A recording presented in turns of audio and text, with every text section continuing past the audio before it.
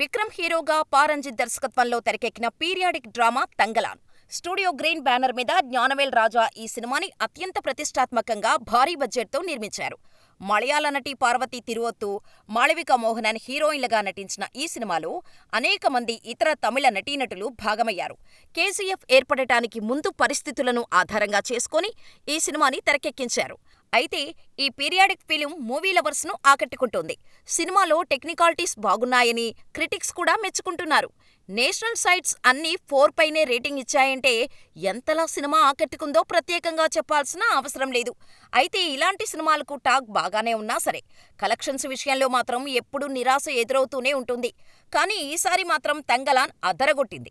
ఈ సినిమాకు first day 26.44 కోట్లకు పైగానే కలెక్షన్స్ వచ్చినట్టు చిత్ర యూనిట్ ప్రకటించింది. అయితే హిందీ వర్షన్ ఇంకా రిలీజ్ చేయలేదని, త్వరలోనే రిలీజ్ చేస్తామని కూడా టీం ప్రకటించింది. ఇక ఆసక్తికరమైన అంశమేంటంటే, ఈ సినిమా సక్సెస్ మీట్ చెన్నైలో నిర్వహించకుండానే హైదరాబాద్లో సక్సెస్ మీట్ నిర్వహించింది. ఈ సినిమాలో విక్రమ్ మేకోవర్ చూస్తే షాక్ అవ్వాల్సిందే. ఇప్పటివరకు విక్రమ్ చేసిన క్యారెక్టర్స్ అన్నీ ఒకే ఎత్తైతే, తంగలాన్ మరో ఎత్తు అనేలా ఉందని అంటున్నారు. ఏదేమైనా విక్రమ్ ఈ సినిమాతో మంచి సక్సెస్ అందుకున్నాడనే చెప్పాలి.